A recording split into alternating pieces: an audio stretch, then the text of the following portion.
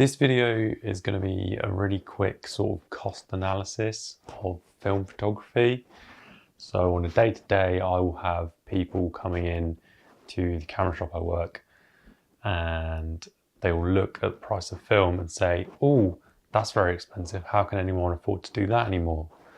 And I don't think they're really factoring in sort of the reality of it compared to digital, whereas they look at digital and say, oh, that's really good because I'm going to spend, I don't know, like £1,000 on one digital camera and be able to take photos for the rest of my life because it's unlimited. What they don't factor in is all these other sort of things that go into it and come into play, especially with the current sort of digital, digital photography sort of market, where it's always about getting the newest thing and whatever works sort of the fastest is always going to be the best. Whereas with film, you're at a much sort of slower pace and everything, you can potentially buy a camera and use that for the rest of your life much more conceivably than you could with digital. And then just the cost of film in and of itself, where say a roll of film, let's say Ultramax is $14.99 a roll, $13.90, let's say £14 for a roll of 36. So if one roll of 36 costs you £14, that's about 40p a shot. So every single photo you take costs 40p, yeah? And then you add the top cost of developing onto that, where it's probably going to be another, let's say £14 to get it developed and scanned or developed and printed. Well, then each shot costs you £1. Yeah. So if you're coming into a camera shop and you're looking at new cameras, even if you're looking at secondhand cameras, and secondhand cameras will be anywhere from what, say $500-600 to £1,000, and you're looking at new cameras and the new cameras are £1,000 to £2,000. Think how many rolls of film you would have to take in order to get to that point. You would have to shoot 1,000 photos in order to get to the same point as like the entry level for any new digital camera. How long is that conceivably going to take you? Like, how long will it take to shoot 1,000 shots on film?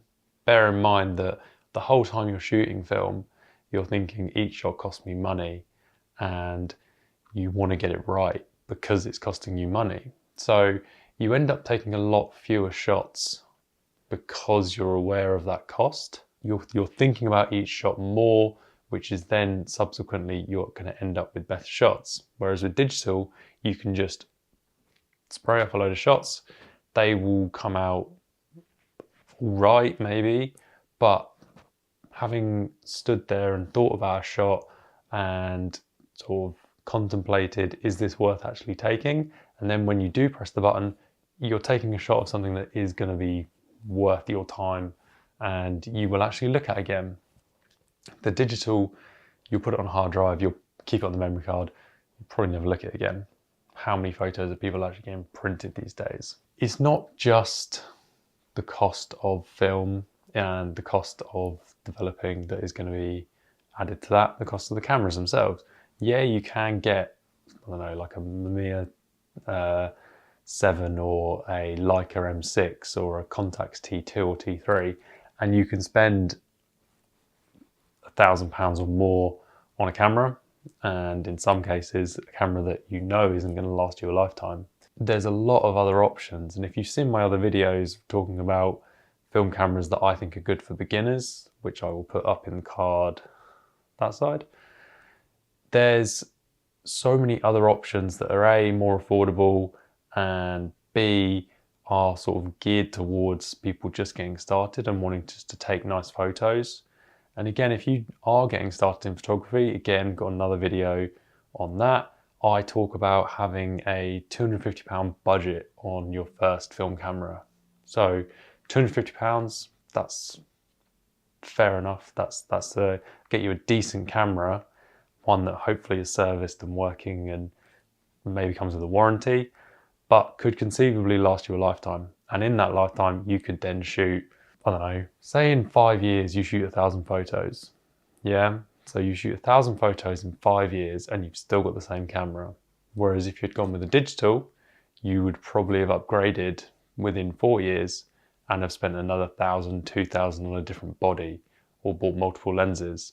Whereas with anything that's film, multiple lenses is going to be peanuts if you can find third-party manufacturers. Might be a couple of hundred if you are getting sort of more premium glass, Nikon contacts. Some of the Canon EF stuff will be more expensive just because it's still current. It's just, it will add up, but you will get to that point a lot slower than you ever would with digital.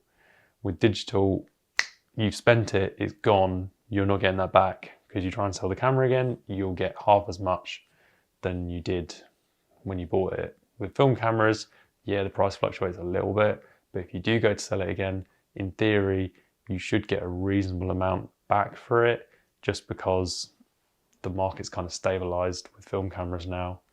So yeah, it's a weird one and something that I kind of do encounter on a day-to-day, where people are so quick to assume that film photography is astronomically expensive, but then will turn around and say, I'll take that lens that's £1,200, or I'll buy that camera that's £2,000. Like, yeah, you could take as many photos as you want, but how many of them are you going to like? Whereas with the film stuff, I find that not only do you have more of a emotional connection to the shots, but you end up with better shots because you did think about them before you took them. And I think the whole sort of idea of waiting for your shots to be developed, like whether that's like you're doing it yourself and it's the same day, or you're sending it away, it's 10 days, 2 weeks, longer, whatever, having to wait for the photos to come back, you sort of build up this anticipation that they're all going to be shit. And then when they do come back good, you're just like, it's just so much better and it's a relief. And again, it makes those photos that much more meaningful. So it's all these little intricate things that I think are often overlooked with film, and I think people often forget.